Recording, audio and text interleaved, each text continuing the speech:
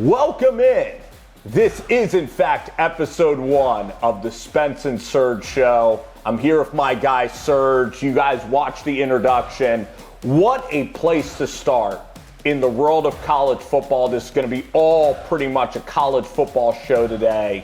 Really one of the busiest and craziest Saturdays and weekends I could ever remember in the sport.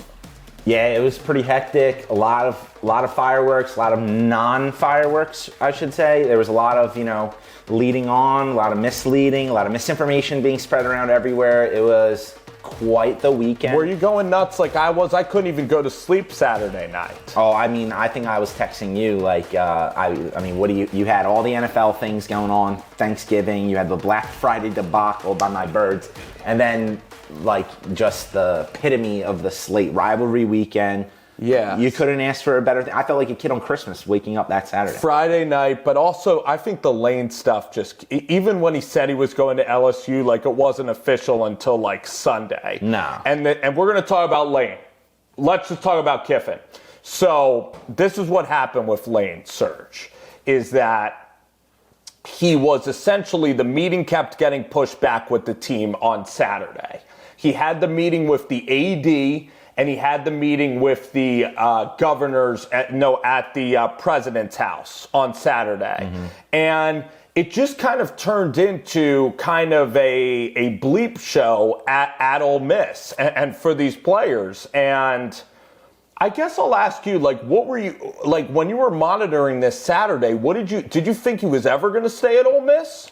Well, the best way that I could describe it is it's like when mom and dad have a fight and you guys have a report card you need to get signed, but you don't know whether to go to mom and you don't know whether to go to dad, and you're kind of I need to get this signed eventually, but I don't know which one is going to be able to take the news better today.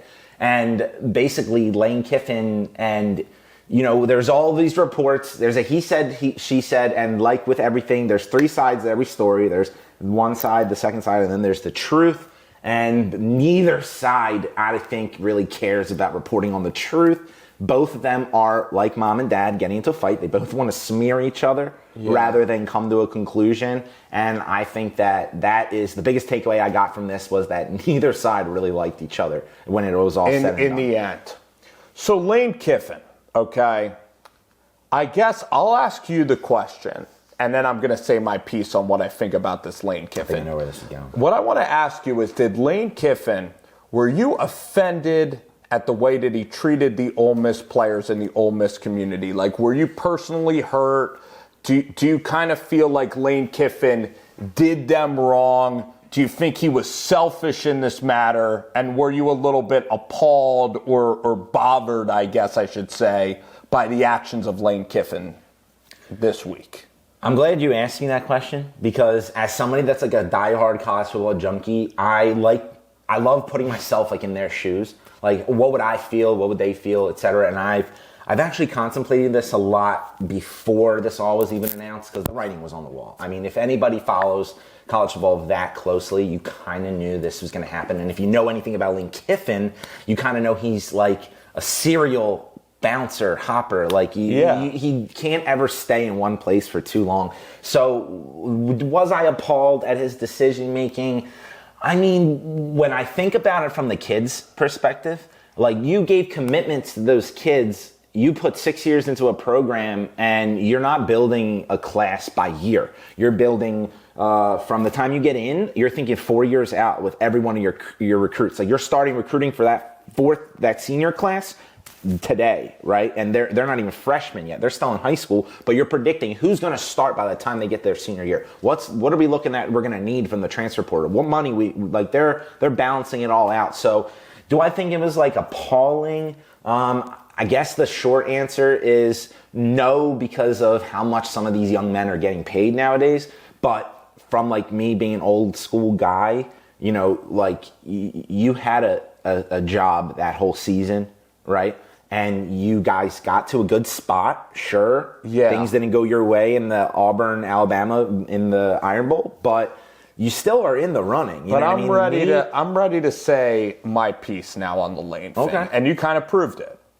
You mentioned how you built a program from scratch now, and how Lane made a commitment to these kids since high school. But not a lot of them are from the state of Mississippi. No. It's a one-year thing, and they're going to Oxford for a year. Trinidad Chambliss, he's a Ferris State guy.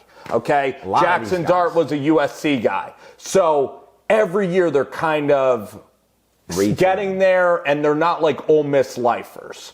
So I look at it, and I'm kind of sick of these journalists actually blaming Lane Kiffin and really like clutching their pearls at the entire matter. Because the guy, like, he took a job for him and his family, and I'm kind of tired at the outrage a little bit. Now, here's the problem with Lane. It was the Netflix show, and I wrote down the word Spencer Rattler. You remember the Saints quarterback? How he was on QB1 and doing the Netflix show? And guess what? He was a cocky, conceited kid, and it kind of ruined him. Lane Kiffin, you know how he messed this up? He did the whole media campaign, the PR campaign, that he wasn't the same Lane, that he was a different and more mature guy, and that blew up in his face.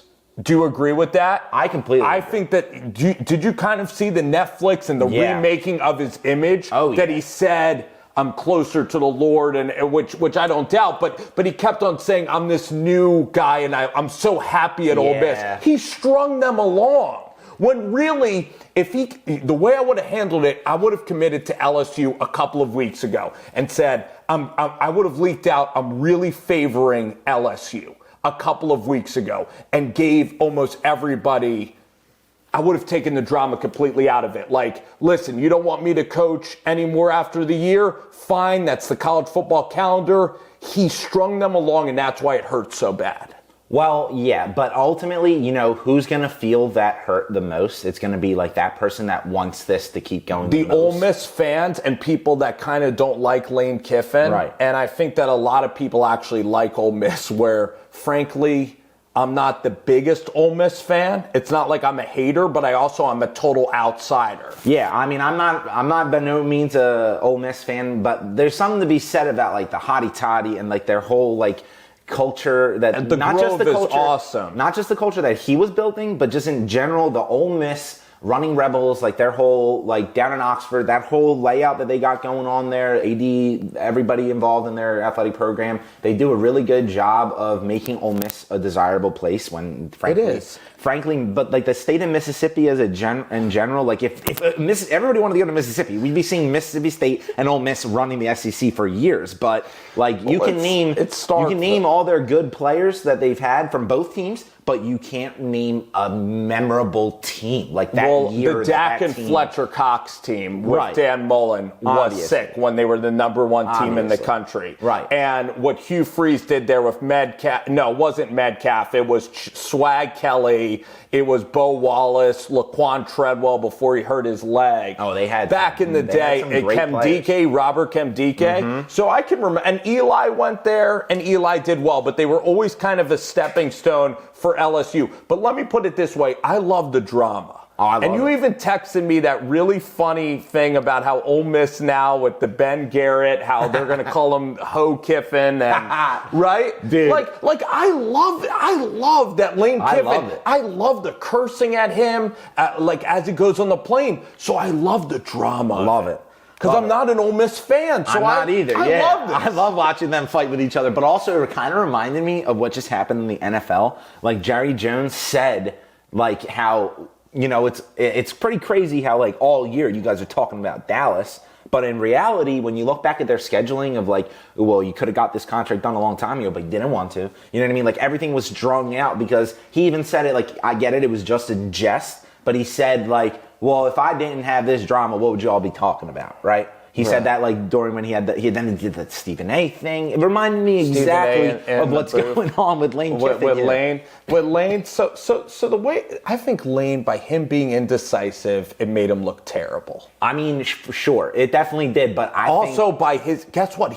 I was arguing this with somebody today. If he lost some of these games and went 9-3, and the team didn't make the playoffs, ironically, they wouldn't care. But would you even still be in the contention for the LSU job? That is true, because he was so hot. The biggest thing that I think about this is like we've got to clap it up for the genius that is Lane Kiffin's marketing team, because like we just talked about with Jerry Jones is, he cares more about the show than he does about winning games. If he could win games, they'd be a much more successful franchise in the past 30 years. You're right. They would have rebuilt. But what I love that Lane Kiffin did, and why I'm not apologetic about this at all, because Lane Kiffin, in my opinion, could not have played this much more strategically. What he did was he knew that I have all these eyes on me.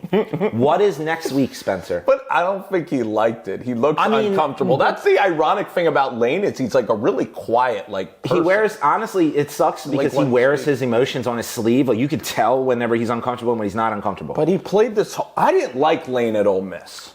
I'll just tell you that right now because I thought that this year he was conceited. Yeah. And the people, because he acted like he wasn't the bad guy, and now he's embracing who he really is, which is the guy, the villain who leaves that's why I'm liking this Lane Kiffin. I am too, but I love how he positioned this because this isn't ultimately this was a deadline week not set by Lane Kiffin. Lane Kiffin didn't create this. Sure, he might have had the idea by his social media team, let's drag this along, but who really set the deadline was LSU. LSU said you have until this day. If this paper isn't signed, we're going to go look elsewhere because we're not going to wait to get our guy. And frankly, LSU isn't a team that's just going to wait around for you. Now, it's unfortunate that this is happening during Ole Miss's best season in forever. It is. I'm going to push back as well on that. Okay. They almost lost to Washington State. They barely beat Florida. People act like this is the national championship game when it's like a wild card team. They could have lost in the first round of the playoffs. They could, and they just still one can. of 12 teams. So if you're an Ole Miss fan, I get that you're a little mad at Lane, but one, he didn't really want to be a lifer there, as we can see. He also boosted this program up crazy. So I would kind of be grateful and say, you know what? I don't really want Lane there anyway. Pete Golding is a guy who really wants to be there. Lane's his own person. It's not like they're going to love Lane Kiffin, but I think the team last year was even more talented. They had Walter Nolan, Jackson Dart. Oh, yeah. So I thought that was his best It's chance. not like he left immediately. It's not like they were in the semis and he bounced. No, but by the way of not playing for an SEC championship game, there are ultimately it's a window where who knows what could happen here with the team. Will they make the college football play? Will they not? Our chances are they're probably going to make it. They're going to make it. Yeah, I think ridiculous not to. I think Who cares who's coaching? I think so too, but you're going to want to hear what we have to say later when we get talking into our college football scenarios, because I think that there's going to be something on this topic that you guys may not have ever thought of. All right, Serge. Okay, go ahead. To get back to this, I think that this was an inevitable, kind of almost like a cancer. You couldn't avoid this because what's next week, Spencer? What do we all know is next Wednesday? SEC signing day. Early signing. Early. By the way, can we stop with this early, pick a deadline and stick to it. You can't create a national signing day and then go, oh, well, we also have an early one, because ultimately what you're doing here, and what we know from talking to coaches, from hearing coaches talk, I have some friends that are in some of these programs, and I'll let you know, I will not mention any names for the sake of saving them, but I talked to a well-respected head coach. That phone's lighting up. I mean, it's not right now. It's not right now, but there was. He's got eyes and ears everywhere. I do. I definitely do. But I talked to a well-respected coach on a staff that's name is not going to be mentioned. And when I was talking to him about the importance of this early signing day, he said to me, so what? We don't get the top 5 guys. What's that matter? We're looking in the portal. They're looking for the top 10 to 15 guys in the portal. No one does late signing day. No one does. It's just signing day. It's just one signing day. And it's in December, which is, so we're going to, I guess we could go into the calendar. I want to put a bow on this Lane Kiffin thing. And then we're going to go right to the calendar. Yeah. How would you have handled it if you're Lane? Because guess what? If you don't take LSU now, a job like that's not going to be better. You better strike while the iron's hot, or you're going to be stuck at Ole Miss. Yeah. That's the point. And how would you have handled it if you were Lane? Personally, let me put it to you this way: if you wanted Lane to have the best public image in Ole Miss, and you're not just doing this to set Ole Miss on fire, how would you have handled it? All right, so I'll give you what I would do as Coach Serg, and then I'll give you the the perfect scenario that he could have done. The perfect scenario would have been if he had not committed to anything and told everybody I will not be making a decision until my last game of the season, whether that be a bowl game, whether that be the college football playoff, whether they win a national title, right? Best case scenario would be, ultimately, hypothetically, they were to win the national title and then he goes out. And at that point, let's be honest. At that point, let's say you win the national title game and let's say LSU gets, I'm just throwing out a BS name that probably isn't within the realm of let's say you get Keelan DeBoer. Right? Let's say you steal one from Alabama. Everybody would probably think that that'd be a no possibility, but it'd probably be one of the better coaches that you had an option at, given the no possibility scenarios. Like, you're not going to get Ryan Day from Ohio State because they're number one. You're not, like, you know what I mean? The only realistic ones are the Kirby Smarts of the world, but he's never going to leave Georgia given the grip that they have, and he played at Georgia. Yeah. But let's say you got this, like, hypothetical, insert name, perfect coach. Would you or would you not take a meeting with a national championship coach when you already had conversations with them about possibly going to LSU? Like, they would have kicked the curb for whoever they picked, and it would have been chaos, but they would have taken a call from Lane Kiffin. If you still wanted that LSU job after winning the national title, that's still on the table for you. But then you would have probably stayed at Ole Miss. Probably. I kind of agree. I would probably just have stayed at Ole Miss if it were me. I would have only because I would have, but I'm kind of talking, and by the way, if I was Lane Kiffin and wanted LSU, I would have leaked several weeks ago, I'm really leaning towards LSU, and I would have had this whole media campaign that LSU's resources are a lot better than Ole Miss. And I would have had my PR say that LSU's resources, and I think they are better than Ole Miss. Oh, way better. That's the point, and I would say I'm leaning towards LSU. But and I want to coach this team. And then before the Egg Bowl, I would say I'm leaving to go to LSU. This is going to be my last game, and then I would leave. And the players would know I'm leaving. But I mean, and it's better than coaching in the Egg Bowl and then the players still thinking that you're staying, which a lot of people. A lot of people. So I'm going to push back on that. They showed up at his office. Well, I'm going to push back on that because they had a 4-hour meeting at the AD's house on Saturday, and he said he was still not making a decision, and he gave the fan base no decision. Right, but I'm going to push back on that. Come on, Lane, be decisive and say, you know what? I'm going to LSU. I would have said that weeks ago. So ultimately, even the LSU thing, what was in play first was Florida.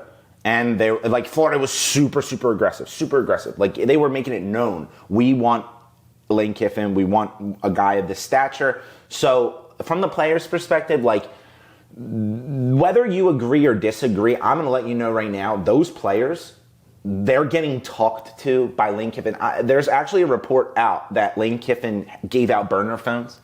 You probably heard about this. So Lane Kiffin... Not really. Oh, you didn't hear about this? So Lane Kiffin gives out, whether they're installing stuff, everybody's got some shroud of secrecy, but Lane Kiffin gives his players burner phones. And the AD, the athletic director, that they just had their team meeting, which they kicked Kiffin out of. He wasn't allowed to be in that last meeting. Yes. They asked for all the phones back. Because Lane basically is saying that this can be the phone that I talked to you about. Yes. To get you to go to LSU. So what they're going to find in those phones... He's such a villain. What they're going to find in those phones... They're going to find this. Lane's a villain. He doesn't care about Ole Miss. That's true, but I'll go one further. What they're going to find in those phones, whether they use encryptic software to get it back or it's been deleted and it's in a deleted message area, is an offer from Lane Kiffin saying, would you want to come with me to LSU? He already took his staff. We already know the offensive coordinator, everybody that matters to Lane Kiffin was on that plane. I think the way that it was handled. I think it's poorly handled. I think it was just tough because, again, I would have just tried to do this weeks ago, and then I for sure am blaming Lane for poaching, if that is true, for poaching the Ole Miss guys at this moment. I'd leave them completely alone. There's a lot more guys you can recruit. But to push back on that, how can you do that when the only reason they're there is because of you? You made it. I would say after the year talked. Maybe, but you. But right now, focus with Pete. Maybe, but you walked into those parents' households, told their mom and dad, your son will be at this dorm room, will be at this place. I will take care of him. He will have my personal phone number, right? Now, that same parents, we can agree with this.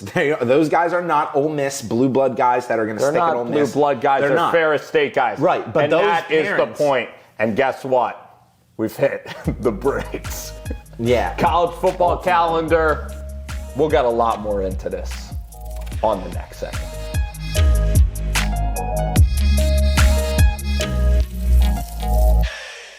Spence and Serg rolling on. Be sure to check out the Lane Kiffin discussion. Was it morally right? What's happening with those guys? We went 20 minutes deep on that segment. We're talking about the calendar now. You talk about signing day being Wednesday, the playoffs and the college football playoff. Well, the conference title games are this weekend. And then when does the portal open, Serge? Do you know when that is? Is it late December? No, so the portal opens December 9th.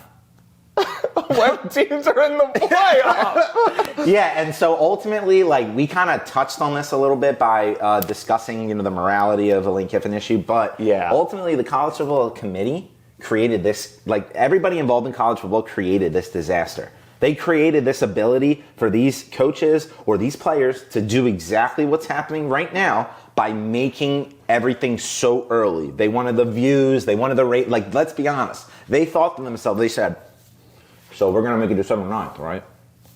And college football conference championships are next week. And they were like, it could get dicey. And somebody in the back said, and that's the beauty of it. That they want to just see this whole thing blow up. Oh, yeah. Well, it makes it entertaining. And I like seeing people yelling, and it gives us a great December of content. However, I will tell you this, that I think it's all about the academic calendar. I think these people are just pure idiots. So I don't think it's to make it chaotic. I just think that they're idiots. I think that they're idiots as well. And also, like, what does academics mean? You're not wrong. You're not wrong. Let's talk about Bo Perbula, who's a massive story, and you probably even know other examples of players you can mention. I'm going to catch everybody up about Bo Perbula, backup quarterback at Penn State, local guy from York. Was kind of like if Drew Aller last year was like Chris Leak, he was like the Tebow or the Gat. He was a backup quarterback, but he was like Taysom Hill. He would come out and he would throw an option, and he was actually a vital part of that team. He had to leave Penn State in the middle of their national championship run or a team trying to make the national title because he had to try to go to Missouri to secure a starting spot for last year. You talk about Malik Murphy, who a couple of years ago ended up bouncing to Duke. The fact that the portal's open, now these players competing, they have to like leave. Or they don't have to, but kind of explain that. And I just think that it's just so ludicrous that that's the case right now. So I'll touch on this, and I'll give you guys a little bit of a personal story as well. It's going to be short, but obviously we didn't have the same type of thing in college football back when I was in high school, or in college. But also, like, I played college lacrosse. I was planning on transferring my sophomore year. You were big time, right? But back then, you had to sit out a year if you transferred. So it was a big deal. Like, you better know for sure you want to go to this place, and then you're gonna have to sit out one whole year. It hurts. It hurts. It's terrible. And like we just touched on the academic calendar thing. I was taking 19 credits a semester, pre-med, and I'm thinking that's a lot. Right, that's a lot. And I'm thinking to myself, I'm juggling sports. I have to create a social life on top of the fact that I'm also trying to be pre-med. If I'm going to sit out a year, what does that do to my calendar for like when I can take certain classes, and now my expected graduation date, and then what transfers over? The one positive is it did get kids to stay at those schools. Oh yeah, because you don't want to sit out the year. Example, I was thinking about transferring, had a coach on the staff of this other team. We were talking, but you weren't allowed to talk technically. But how do you even know what options are available to you when you aren't allowed to contact the coaches? But you know what would have been a great rule is maybe one transfer, or if you graduate, if you got your bachelor's at the time. Right, but we're not here. We're not here to make the rules. Relitigate or go back to the past. But I'll let you know my personal experience. So I committed to this coach.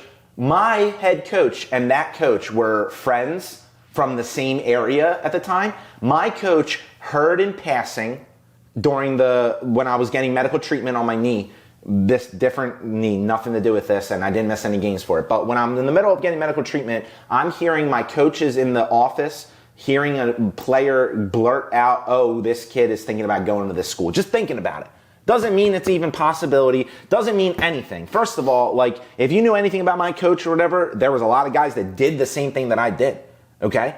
they took the year off. They did it. So, like, it's not like this coach would have not expected this to happen. It was turmoil going on around the team. So when it was happening and I was thinking about doing it, he heard about it, but because he knew the coach and he knew that I knew the coach and everything like that, he thought that I could just make a comment to the coach and I'll nip it right in the bud. Due to how hands-off everybody was supposed to be, he mentioned something to the coach. That coach politely commented to me and said, unfortunately, we are not allowed to continue conversations with this. Let me know when you get a release from your school. Did you like this coach? The coach that I had or the coach that I was going to? Both. I liked the coach that I was going to because I had already been coaching with him in high school. He had already been my coach in high school. So you know what? We are getting into the Serg story. Right. But moral of the story is back then you had to ask for a release from your school. It wasn't your decision whether you could leave or not. So the fact that these kids are allowed to do this right now, I would have had a discussion with the coach. Right. With your coach. Right. And then if you're friends with the other coach, say that I'm friends, say that I'm coaching now, and I know that you want to leave, I would say you better talk to my friend because I'm not going to just recruit you over. If you're a friend, if I'm a friend in the business, I'm not going to steal your player. Well, they weren't friends in that aspect. They're not guys that like each other. I still don't like that. I still want the other coach knowing about it. Maybe I'd finish last. I'm too nice. I wouldn't poach at all. But I understand, but just know from like a player's perspective, you got to know for sure you're going to be given a shot somewhere before you can take that big of a jump where you're ruining your academic career, you're ruining your friendships because you're now transferring. You got to move all your shit out of your dorm. You got to go into a different dorm. You got to make new friends, all this stuff. Like, it is such a big jump back then for the kids. It was all on the kids. It was all on me. So when that option got taken out of me, it was either sulk, sit there and like disagree with the coach, or put my eggs now in this same basket that I already had. So you wrote the letter that you're going to think about transferring, or that you're transferring? No, all I did was I talked to a friend of mine and I told him, I was like, hey, look at this. Wrong for me for showing him a conversation with another coach. And I said, I might have an opportunity to play somewhere else if things keep going the way that they're going here. And it got leaked. He just discussed it. Not good. Yeah, I mean, my friend. Loose lips. Sink ships, absolutely. And even though he's a friend, I know. But now let's refocus to this conversation. So by this calendar being set up the way that it is, these players, they kind of already know. I mean, if you don't know already, you got to be decisive. Right, but if you don't know already by conference championship week whether you're in the coach's plan for next year, I think that's a different conversation that we need to have, which I'm not a fan of all these guys that don't want to compete for a spot when there's only one or two guys ahead of them. That's a different story here. But if you're a top name player and let's say you get benched for any reason and you know that you've got other options, but that coach just wrote you off, right? Like, let's look at the Beck situation at Georgia. Carson Beck gets benched. And Lagway, maybe. I mean, maybe, but Lagway, let's be honest, he's not the best prospect. If you have a case of the dropsies and you get benched, then you're probably in the portal. Yeah, and the coaches are expecting you to be in the portal. Yes. And then for these kids, guess what? They're recruiting over you. So if you're a kid, like, then it kind of goes both ways. I know. But as a coach, you know what I would then say to the player? Listen, I think it's a good idea for you to probably explore other options because I'm recruiting over you. Unless you want to compete, and no, you still have a chance. Right. But I'm just going to get competition. And the way you ended the year, you did have a case of the drop. Right. And ultimately, what we're saying without saying this is that a lot of these conversations are already probably had with the coaches, but they're not going to, like, it doesn't do you any good to let them know that, like, hey, coach told me to hop in the portal. I'd rather just hop in the portal. So I want to drill down on this point. When should the portal be? When should the updated calendar be? I'll ask you, and then I'm going to say when I think that the portal should. My portal should open, like, if the national championship finishes at 11 o'clock, it should open at midnight that night. Like, I don't care if the national championship is still going on. Midnight, the night of the national championship. Which is like January 11th. Right. Whatever the date is, because I know they change it, and they went from 8 to 12 the past couple of years. So why would you have it right? I would have it right after that night because, like, if you're not in the national championship, you're already done. You've had a week off. You've had multiple weeks off. You're probably going traveling, or you're probably just worrying about academics, whatever your prerogative is. But a lot of these kids, like, I've heard this saying multiple times, and it's been a cliche thing where they say, like, we're not here to major in, like, art. We're here to major in football. Cardell Jones. Right. We're not here to play school. Exactly. This is what I would do. I would have the national championship, I think, needs to be moved to, like, January 1st. I think that it should be a New Year's Day thing as I think well. it should be a New Year's Day at the Rose Bowl. Football. Listen, if you have to start it a week earlier in August, college football, like when high school starts, you might have to do that. Why don't they just make? I think weird as it sounds to do it. I think that they should make some of these bowl games, just make them college football games, and just not have like, you know how they shuffle like the multiple, like the Rose Bowl, I would just put it in December, some of the random bowl games, and I would have the transfer portal January. I would have it like 5 days after, not the night after, but I would have it after a couple of days. It would just have to be sometime after the national championship. So the portal's that's what after we can agree on. National Signing Day. I'm trying to think. You could still actually National Signing Day. That can be in February. It could be.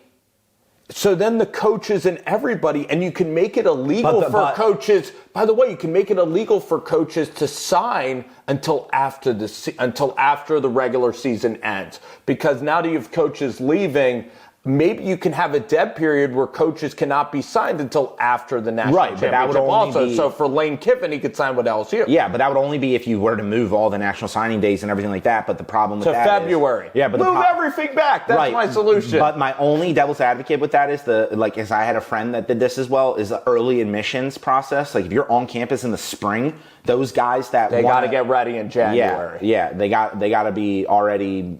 I think January. Yeah, I think January as well. I think that they move everything and up. And you got to move the calendar back in the summer. Yeah. No, into mid-August. Yeah, I'll say this. Booger McFarland. Let's play off. Booger McFarland. He had a really good segment about, they said, how many rounds of golf should a coach be playing in a year?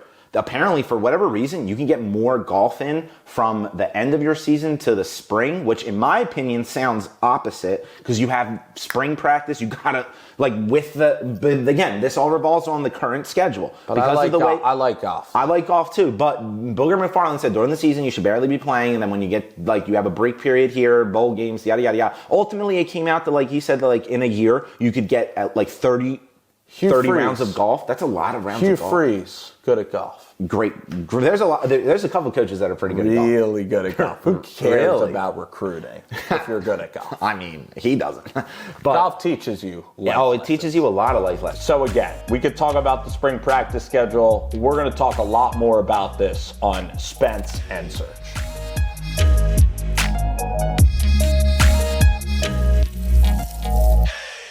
Alrighty, guys, Spence and Serg. What a story! I'm gonna tell you a little story time because I know Serg that you talk about your stories. I'm gonna give you a little story of the Auburn Tigers. They have always had, and I'll use the first word, a bleep show. I'm not gonna say, I guess, an S show yet. Auburn has always been a mess when it comes to coaching searches. Always been a mess. They always have their boosters involved. It was Hugh Freeze, when it was Gene Chizik who came from Iowa State, they were all pissed at it. They've always had their boosters involved, and it's always been really ugly where the AD wants something and the boosters just railroad over it, whether they want Kevin Steele or not. Everybody was like, Auburn is nailing this process. Auburn's nailing it, and they're going to get John Sumrall. John Sumrall went to high school at Huntsville. He coached at Troy, Alabama. He coached Tez Johnson. He coached NFL players. He's a natural fit for the state of Auburn, or for the state of Alabama and Auburn. It was all lining up to be John Sumrall, which I thought would be an A+ hire. But then you know what happened is that DJ Durkin, he started winning. He didn't even win a couple games. He beat Mercer, but guess what? So John Cohen, everything's going great, but then John Cohen fumbles the bag. You know why? Because John Cohen got greedy, and he said, hey, to John Sumrall, DJ Durkin, a lot of the players like DJ Durkin. So I want you to really consider keeping him as a DC. And guess what? Auburn extended DJ Durkin's contract, and John Sumrall rightfully was like, guess what? You're handing me the keys. Why can't I pick the defensive coordinator? This is already BS, and I'm already getting bullied here. So guess what, Auburn? You're making me saddle with DJ Durkin, and I don't even have a choice? I'm out. And that's what happened. He left Auburn. They fumbled the bag, and they were left looking at the interim DJ Durkin. That's what was happening on Saturday night as they went into the Iron Bowl, Serg. Yeah, honestly, I couldn't agree with you more. I'm glad that you gave the fans that information. because that's a story that they fumbled Summerall. Yeah, if you don't and they know, had him. Yeah, if you don't know, you really just think oh, Auburn got a really good guy. Look how much money they're paying him. But reality, that's not who they want. And so you know what ended up happening is that Alex Golesh. The analogy that I've gotten from people and I do like these shows, so I'm going to tell you these shows, like Josh Payton, Cole Cube, and Cube was a guy who played at Auburn, is that they fumbled the ball, but they still recovered in the end zone. And they pivoted to Golesh and kind of saved themselves, because guess what? I love the hire of Alex Golesh. I love it. He was favored to go to Arkansas. High octane offense. You probably watched South Florida. So what do you think about Golesh, the candidate? I think that Golesh, really, really good offensive mind. He's got really, really good tangibles. He's a good leader of men. I think that he's right up. He's everything that Auburn wants in their culture, their grit. I'm not happy with anybody that Auburn picks, because exactly what you just said. They are way too involved from the top down. They don't give your coaches the freedom, and you even saw it with even if you didn't pay attention to anything in college football in the past decade, if you just remember that Cam Newton championship run, the amount of turmoil for a team that was undefeated, ranked that high, the amount of talk for their head coach, it would just, I would have left. I would have never been able to do that. That could have been his dad. It could have been a lot of things, but moral of the story is, Auburn, like you said, they don't ever get it right. But I think Auburn, they nailed it. I think that they got lucky. I think they got lucky because Arkansas wasn't that great of a job. It wasn't that great of a job, but I think Golesh is going to be. I actually think he might be the best fit in this coaching cycle. I'll say it right now. Let's think of the expectation for Auburn in 4 years. Year one. You know the expectation is going to be year one. You've seen him do it already. Who? Beat Alabama. Alex? Beat Alabama. That's going to be their expectation. With Tennessee or with South Florida, I think the expectation should be 8 or 9 wins year one. They should make the college football playoff by year 3, and year 4, I want them going to Atlanta. I think that they're going to do it. Give Alex 4 years. They're going to have a Heisman Trophy finalist at quarterback, and they are going to be in the college football playoff. In 5 years, I'm going to go 2 out of 5 years. That's how good I think Alex is going to do, and I think he also plays for an SEC championship. Fine. In 5 years, 2 college football playoffs and an SEC title. I think that the guy's going to be great at Auburn. I think he will be better than Josh Heupel, his mentor. I think he will be better than Tennessee. You're right. He will be better than Heupel. So will they win an SEC title? Will they get to a college football playoff? Is he going to elevate them? So he will definitely elevate them. I will give you my prediction. I think that they're going to be an 8-win team next year. Sure. I don't think that they're going to be much better than that, though. I also think that Auburn's in the unfortunate situation of the new SEC here. Okay. And unfortunately, whether you want to credit them, discredit them, the adding of Texas and Oklahoma makes it so much harder.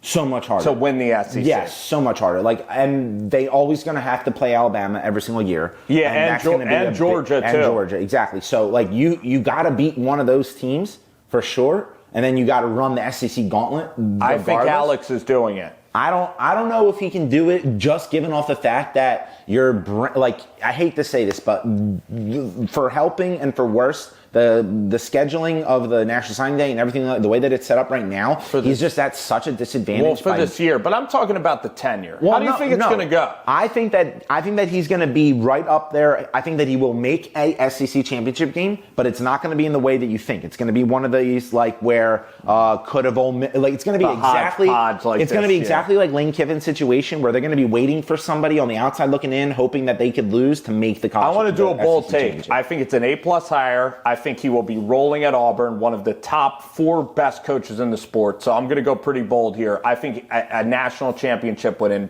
6 years. I don't think I am all in on Golesh. I think I am all in because he's going to have great offense, great defensive scheme. I actually think it's actually better than Summerall. The more I think about it, the crazy as it is. I was going to say that's a hot take. I think Summerall is a I love Summerall too. Great coach. They nailed it at Auburn. Now let's talk about DJ Durkin. If they win that game, does he stay? I'm going to go rapid fire right now. Yeah. Iron Bowl. Yeah. I'm going to tell you a more interesting If they win that game, they're not looking for a head coach. They're not looking But I think that's BS. I think that honestly, Golesh should have been hired anyway. Even though DJ, listen, nice guy. I mean, if we're really being later. honest, Summerall should have been hired had they not not fumbled it. So you like Summerall a little bit better. I like Summerall, but guess what? His better. offense isn't better than I don't think so either. Allen. But as a whole, Summerall, his culture, I think is a little bit better. Dan Campbell, the linebacker and style. I think that Auburn is built for that more than they are from the sexy offenses that the Bullish is. I like the Cam Newton. I don't know. Let me think of the quarterbacks. Well, Jason Campbell way back in the day with Ronnie Brown. Right, but would they have been running a goalish offense? I don't think so. Campbell, they haven't had good quarterbacks there in a while. Remember Jeremy Johnson, Sean White. We can go for the high punch. Remember Franklin, the transfer from Last Chance U, and then they turned him the cornerback. I do remember that. Yeah, that's what I mean. Auburn will never have a hard time getting recruits because they're in the state of Alabama. Rapid fire. Let's talk about They're always going to do a good job. Bama wins the Iron Bowl. I think because Serge, you're a pretty aggressive guy. Here, I'm going to stop narrating the question for you. I'm just going to shoot you the question in a very monotone way. Would Kalen DeBoer have considered Penn State if Alabama loses that game? Hold on, I'll go one further. If the refs didn't assist Alabama, I'll go one further. I think Georgia takes care of Alabama, whether it's a close game or not. I think that Georgia beats Alabama this week. You know Kirby. You know Kirby and Bama, though. You know he has a Bama pride. I know he does, but what is Kirby's biggest strength is when it's one game the last game that matters, right? Playoffs. He's a gamer. He is one of the best strategic coaches in the world, and Alabama doesn't really have much more that they could do with their offense that they've already done. What happened this year? What happened this year was one game. Bama went into there. They definitely and Ty did. Simpson on fourth down. I'm taking Alabama because I trust DeBoer and Grubb and Ty. I don't trust them more than Kirby Smart in Atlanta. And you see that offense against Georgia Tech. But in Atlanta, Bama fans could get there. I'm not saying that they can't get there, but I'm going to let you know that, like, everybody in the SEC, the word around town was that people didn't even want to be in that championship game. They wanted to be in the Lane Kiffin situation where they're on the outside looking in. And that's pathetic. That's an issue with college football. We'll talk about that in the playoff. I love the goalish hire. I think you're giving it more of a B+. Can we say that? I'd say A- because they could have gotten their best guy, but it's still a great I'd say hire. A+. Okay. Now let's go. Speaking of so many other things, we're going to talk about the Florida freaking Gators. And guess what? I'm not a Florida guy. I'm not a Florida guy either. Actually, they're the reason why my team isn't getting in the playoffs this year, probably. Well, so you hate Oklahoma. You're a Texas guy. Do you hate Oklahoma the most? Who do you hate the most? A&M? Definitely Oklahoma, only because the Red River rivalry is so we share a shootout. You could say shootout on this show. Red River shootout. Ooh. Controversial. Don't come after us. Yeah. But yeah, I love the culture and history that we have with OU. Texas A&M, their little brother. I want to go to that game. 78% win percentage in this century against A&M. You guys will always be little brother. The Spence Serg Show better go to the Texas State Fair. Oh yeah. OU, Texas We will be there. Watch this channel. You will not be disappointed when one day you see us riding the Ferris wheel, making an interview live on the Ferris wheel. Funnel cakes. Reason I don't really like Florida. We were talking funnel cakes and Vito's laughing. The reason I'm talking about Florida, why I don't like them, I guess it was Urban, Tebow. I liked Tebow more when he was with the Denver Broncos. I mean, I love Tebow in any capacity, even when he was on my Eagles. Yeah, I love the story, and people just didn't like, I guess, his religion in your face everywhere. Yeah. But some people didn't, but I liked Tim Tebow, put it that way. And Florida Gators, their basketball team, they just kind of irritate me. Joakim Noah, Al Horford. My God. They've always had. Billy they're just Donovan. good. They're just I'm not a good. Florida guy. They're like a powerhouse and annoying to me. Even with Urban Meyer. Do you agree with that? I agree. I mean, they're not an underdog. I'd rather somebody beat them. Yeah, for sure. I definitely have a bias this year versus other years, but my fiance's dad is a Florida fan, so I also have to hate them. You're going to get beat up for this episode. Yeah. Let's talk about Summerall, though. I think great guy. So you think he's a great coach. I think we both like John Summerall a lot. Oh, I love him. I think that Summerall is one of the closest things you can get to the Saban era, like the Vrabel in a dude. Yeah, he's just a football dude, like a Dan Lanning. Yeah, less clicky, less like clickbait stuff. Like he doesn't have his sayings. He's just like, job's not finished. He's real. You hear his? Did you hear his interview the other day when they were talking about how Tulane could possibly get in? He said, "I think we're a mediocre team. I do not think we're good." Like the humbleness of Summerall in the middle of a college football playoff potential shoots it year. straight. Yeah, absolutely. He doesn't sugarcoat. And look at Summerall. He's not having the issues that Lane Kiffin had. Why? He's not, because he is a straight shooter. You know exactly what you're going to get from this guy. And if he leaves Tulane, rightfully, because it's a lower level, bro. Oh, it's apples and cinnamon rolls. It definitely is. But you know that even if Tulane was undefeated, even if Tulane had this caliber, like you couldn't deny Summerall that job. Kids just love like him. guy He's not is. Lane Kiffin. Yeah, he's not Lane Kiffin. I don't love the fit because I think Florida is. I think that Spurrier. I think that they are, let's light up the damn scoreboard, let's wear visors, and let's throw the ball all over the yard with Danny Werfel, with Tebow. Right, but what do you remember I can talk about our quarterbacks. But what do you remember about those Tebow teams? The one thing that they had every single year whenever Tebow was the starting quarterback. They had Hernandez and Percy. Well, obviously, we're not talking about the recruiter that Urban Myers is. He might be, like, he's selling his soul for some of these guys. But I'm talking about, like, what did they have as their identity? Well, back in the day, it's Spurrier and air raid. Right, but do you remember Major Wright? Do you remember Major Wright? Major Wright was the safety during the college football championship game. Remember? He put the biggest hit. And he even said in the interview, I wasn't even going for the ball. On Ohio State or Oklahoma? Oklahoma. Remember the hit that he put on the sideline? They throw an out route to over here. The guy's going like this. The catcher is a perfectly lined up play. The defender was late, right? But what did Major Wright say in his interview? If you watch the Netflix documentary, he said, I wasn't even worrying about the ball. I saw the ball. I knew where it was going. I just wanted to run right through him. Right through him just to set a message. Listen, I think Summerall's great. Maybe I don't love Florida. Florida's identity. I'm a little worried about the fishbowl.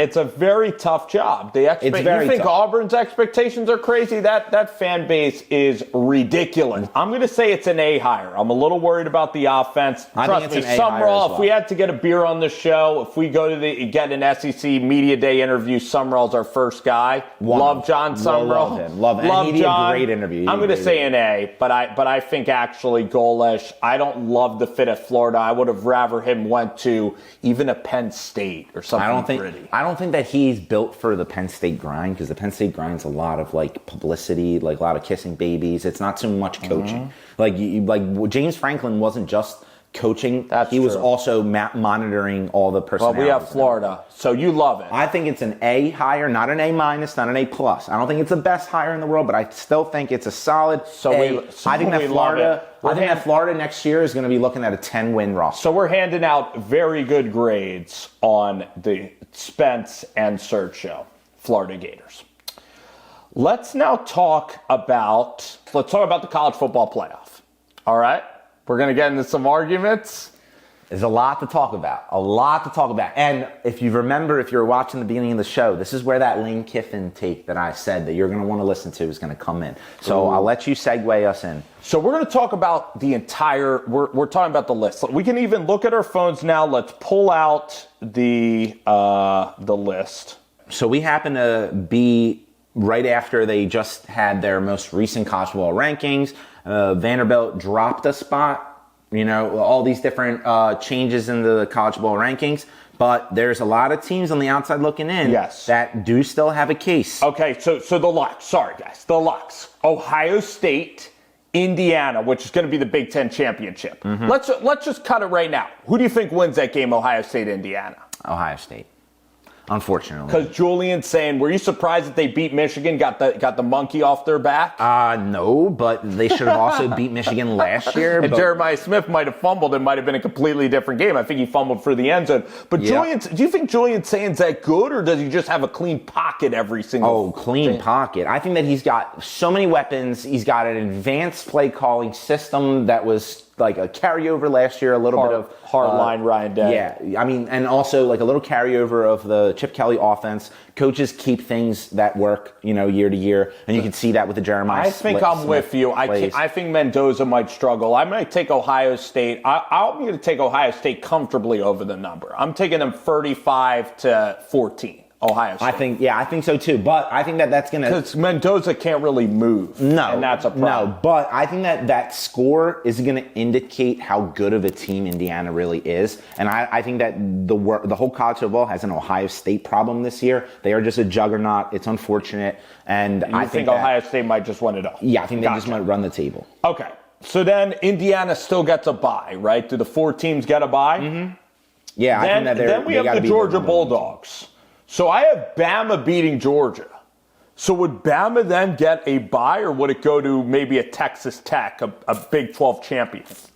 I mean, a 2-loss SEC champion, you got to find some room for Georgia as well. So I think that they're hosting. Well, Georgia, you're way simpler. Georgia wins, they're in the bye. They might get the bye, yeah. I think they will. I think they will. One of them. I think they're a 1-loss team, and their only loss was Alabama. They're getting the bye. And then after you beat them, you basically just prove to the committee that So then Texas Tech.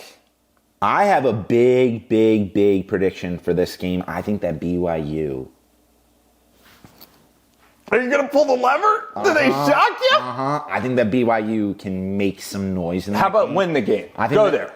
Are you going there? I will go there. I think BYU wins that game against Texas Tech. And I think that it's simply off of the fact that there's been rumbling rumors going around in Happy Valley? No, I'll say Kalani Sitake. I'll say in Mormon heaven over there. I think that those guys believe. Which would be heaven, by the way. Yeah. But you just might be denied of everything. Maybe, of everything. But I think that BYU, there's been talk from the players that Lubbock, the talk about Lubbock is that they have apparently now they have the best facilities in the country. Yeah. Over here. I mean, so with all that donor money that they got, but are you going to, whether you have a real good one or not is subjective, right? Everybody's got different cool things in their locker rooms. Everybody's got different cool views. There's a school over in Utah. There's Florida Gulf Coast. Yeah, there's what are you talking about? St. George or Dixie State? No, there's a bunch of schools. Utah Valley. There's a bunch of schools that have great very, views. very nice views. Yeah, their stadiums are like Wyoming's as well. Very, very nice. Yeah. So for these schools, Lubbock has been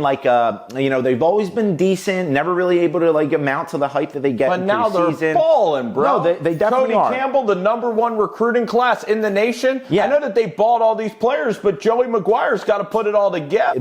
Texas is running into that issue this year. You got a lot of players that are playing for chess. So the point is, you really think think after the first game when BYU couldn't have any offense? No, I think that Texas they figured Tech it out could stuff them. now. I'm very worried about Baron Morton, the quarterback. I mean, you have Coy Aiken, you have Dickey who runs the football well. But Baron Morton's I love Baron Morton, but he just doesn't stay healthy. No, and that's the problem. And now Will Hammond's out for the year.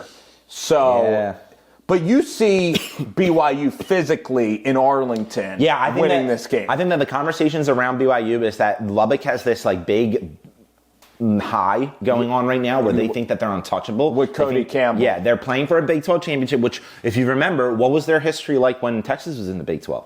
They weren't playing for Big 12 championships. So you have Texas Tech losing. Yeah, we're going to keep rolling. You think Oklahoma's a lock to get in? And do you think Ole Miss and Oklahoma's a lock to get in?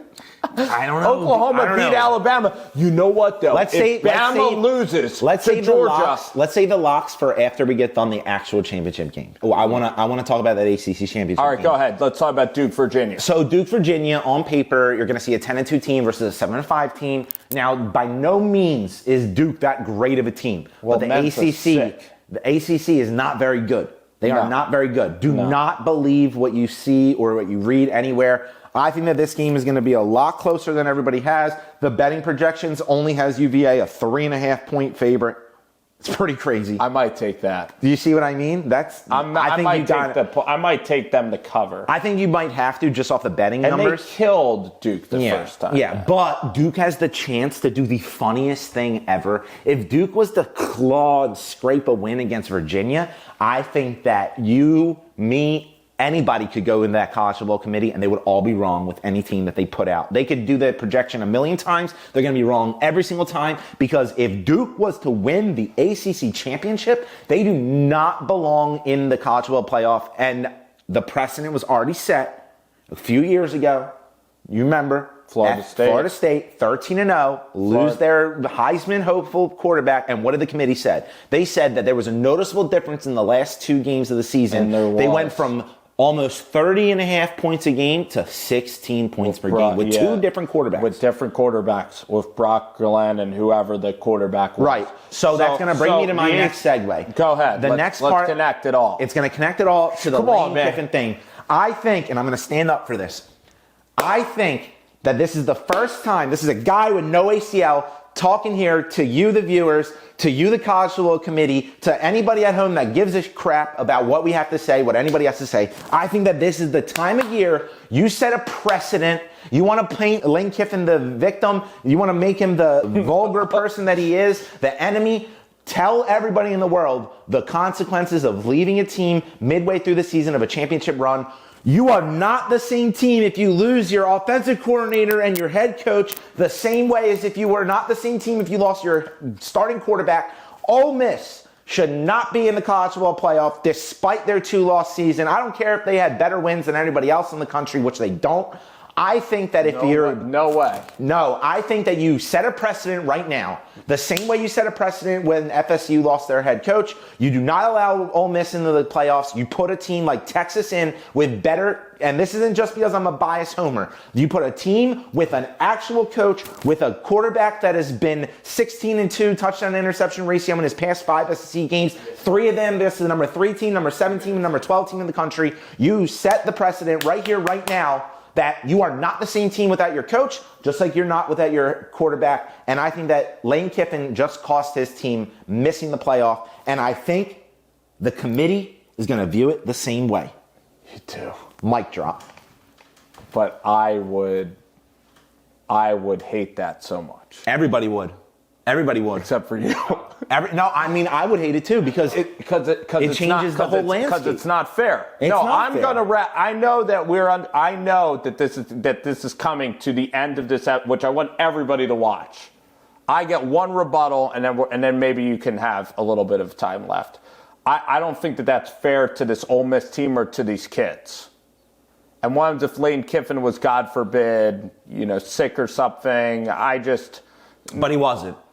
He went to the... It doesn't matter, because guess what? Charlie Weiss can still call the damn plays. You still have Trinidad Chambliss. It's what you do on the field in the regular season. I don't care if their whole team was hurt with injuries. I don't care if they all were sick and missed the game. You reward the team on the field. Well, you reward the team on the field. And Lane Kiffin, again, these players worked their whole year to be able to make it. Who cares what the off-the-field staff does? And guess what? So then if Trinidad Chambliss, guess what? If he gets hurt, don't look at me with that face. Why should Georgia even play in the SEC championship game? Because guys can get hurt. But that's the... But that's what we're talking about. They got it wrong at that time. But that's what we're talking about. They got it wrong at that time. And also, Alabama was that good, and Florida State played in a weak ACC that year.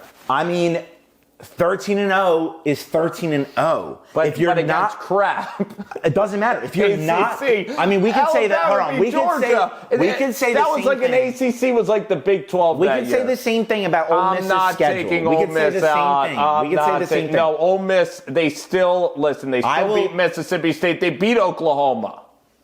So you know what? Keep Oklahoma out of the playoffs. But here we go with this. And Brent Venables, guess what? Ole Miss's staff, coaching staff, even Pete Golding is better than Brent Venables. I think so too. But come on, what do we care more here? Golding. What do we care more here? I respect Pete Golding. I respect them as well. I respect a lot of their coaching staff. But now, what are we going here? If we do not allow a Florida State team that ran the table, just because they missed the guy. What if they did that to Ohio State when they lost J.T. Barrett? What if they did that with Ohio State when Cardinal Jones went in? We wouldn't be sitting here. Was just more talented. The Big Ten was better than the ACC. So we know the talent level. We can see that with our eyes, can we not? Ole Miss is talent. No one says that they're not talented, but what's more important, losing your starting quarterback which Ohio State did and won a national title, or losing your head coach and a lot of other staff members?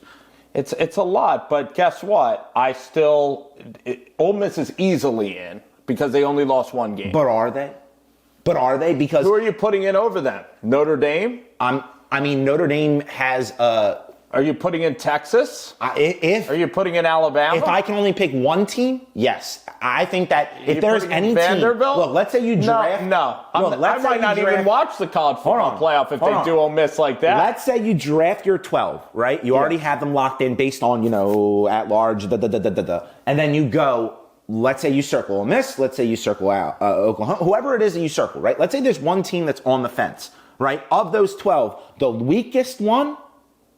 Any one of those 12 teams in that bottom tier, right, could easily be switched out with Texas, and nobody would ever be complaining outside of if you were to take a team like Alabama out of it, if they were to somehow still make it. But I wouldn't take Ole Miss. Which is also going to be another conversation. Ole Miss. I'm still hung up on that. I'm taking out I Ole Miss. really disagree with you. If I have to pick a team, if you were on the committee, would you do that? Yes, because I would say you could have let Lane Kiffin just coach and you would stay in the college football. What do you care more about? Do you care more about the optics and the college football coaching cycle and the college football No, you just let the kids play. You let the kids play. It's not their fault. It's not their fault. But this the argument is a player's game. As much as we like coaches, it's a player's game. And guess what? Texas did lose to Georgia and Florida. They did. Too bad. They have one. Notre Dame, guess what? I'm going to put Notre Dame in. But then what about Miami? Because Notre Dame, they played a crap schedule, but guess what? They hammered everybody. But what about Miami? They beat Notre Dame. In week 1. But then what happened when they went to SMU? Why couldn't they beat Louisville at home? I mean, there's a lot of I know that they beat Notre Dame. There's a lot. I know that they beat Notre Dame, but the ACC was that poor, and Notre Dame beat USC at home. So guess what? I still like Notre Dame. Every single team, including Georgia. So I'm going chalky. I think that the committee's actually going to get this right. I think that they're going to get it right too, but for the reasons that I'm talking about. You think Ole Miss is going out? I think Ole Miss is going to go out because they see all the debacle and everything that's going on, and they're just saying, I don't want to touch this. I don't like that. Because if Ole Miss... It'll be fascinating if that happens. If Ole Miss... I will give you a good prize on this show. All right. Maybe a financial prize. I will leave this How about this? Shake hands on that. All right. I think it'll be, if you get it, all the credit to you. All the credit. But look, if Ole Miss was to lose badly in the playoff, in the week 1, now we're sitting here and saying the narrative around the world. Hold on, I wouldn't be shocked either. No, and I wouldn't be mad at Ole Miss or the committee. You wouldn't because you're level-headed. But you know what? Every single pundit. Every single pundit. You're going to hear this. Okay, mark this down in a moment in time. If Ole Miss loses badly in that first round of the playoffs,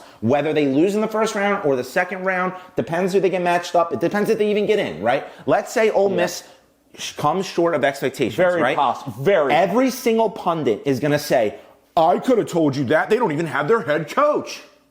And everybody's going to go, like the Lil Yachty meme when they're in the but guess what? They still deserve the right to play like dog crap in the playoff and make you suffer through Ole Miss getting blown out. But so did FSU. So did FSU, and I will leave it at that. That was a 14 playoff. Alabama beat Georgia, even with one loss. Precedent is precedent. I just think Alabama's better. I just think there's 12 in now. The exact verbiage of the College Football Championship Committee is we aren't ranking teams based on their losses or their wins. We're ranking the teams on their projected outcome of how they could play. A lot more to come. A lot more to come. A lot more to come. A lot more. A lot more to come.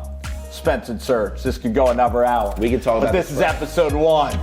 This is Spence and Serg.